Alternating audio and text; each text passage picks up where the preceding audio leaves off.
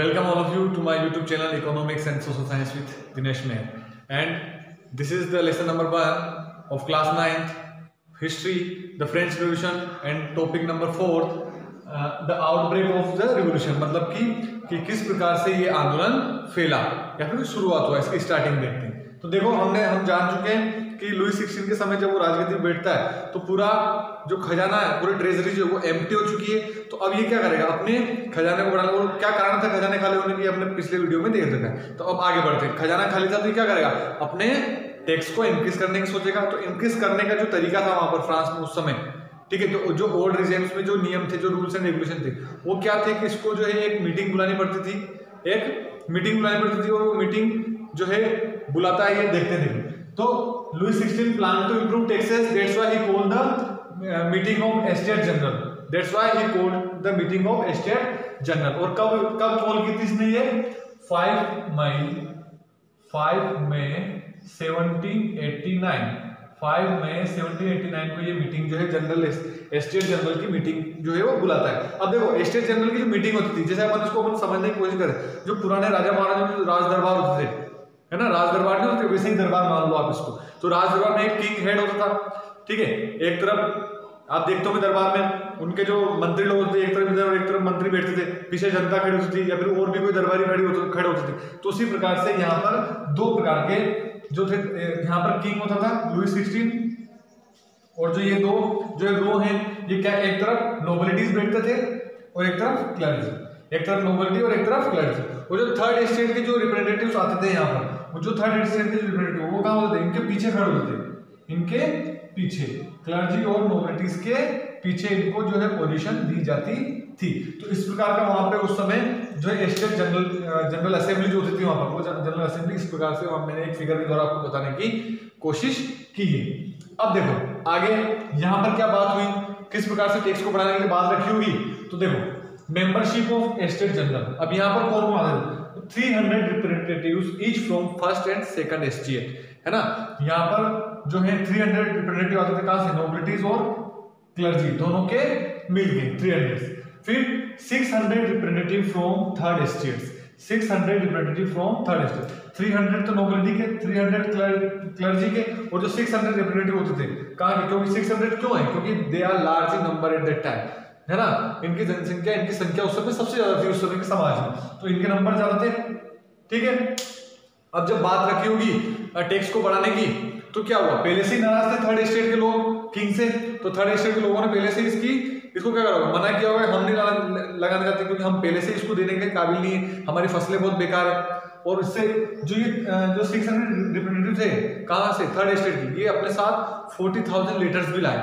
40,000 letters किसके थे, वो जो थर्ड स्टेट में जो जिनको यहाँ इस असेंबली में आने की जो है उनको मना कर रखी थी, ठीक है, उनको इजाजत नहीं दे रखी थी। तो वो उनकी तरफ से 40,000 जो है वो अपने कंप्लेन लेटर्स लेके आए थे, ठीक है।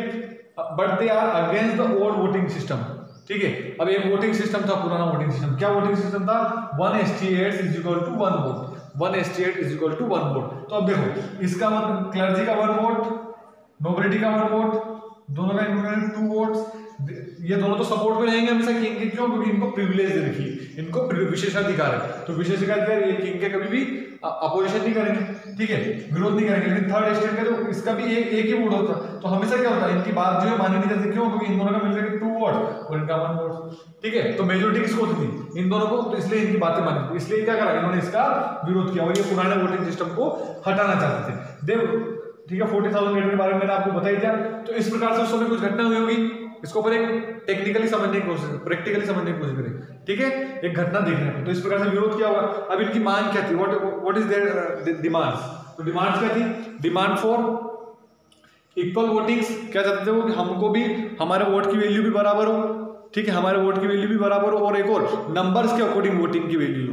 मान लो 600 नंबर्स हैं किसके, थर्ड स्टेट के, तो इनके वोट की वैल्यू कितनी हो, 600 हो, हर व्यक्ति के वोट की वैल्यू 1 मानी जाए, तब जाकर के इनके वोट की वैल्यू आगे जाएगी, ठीक है। अब देखो किंग रिजेक्टेड द प्रपोजल, लेकिन प्रपोजल जो है राजा ने क्या कर दिया, रिजेक्ट कर दिया। अब रिजेक्ट करने से क्या होगा, इन्होंने क्या करा, थर्ड स्टेट के लोगों ने अपनी ही एक अलग से असेंबली बनाने की बोली कि हम हमारे नियम, हमारे कानून जो है हम अलग से बनाएंगे। असेंबली बनाई, असेंबली में क्या करा, नए कानून बनाने लगे, कानून के बारे में जो है जानकारी ली, अपने राइट्स जो है वो बनाने लगे। अब देखो, अब उस समय दो करेक्टर्स और आए हैं, मीराबाऊ and अबेसियास।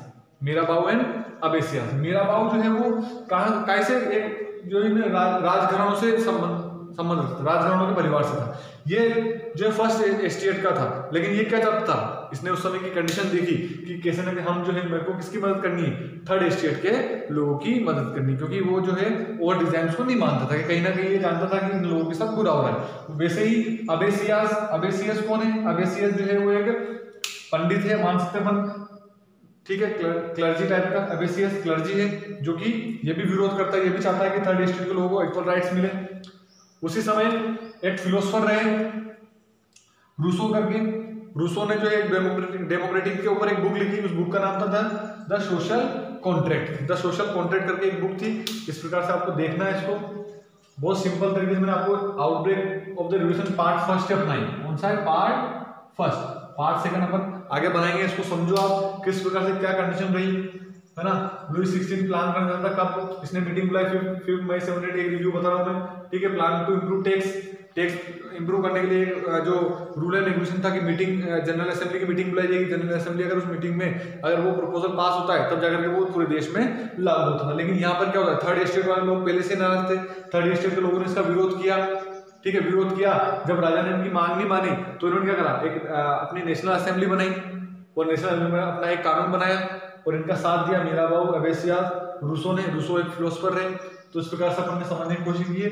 Part 2 will be as soon as possible. Like, share and comment, subscribe. Thank you.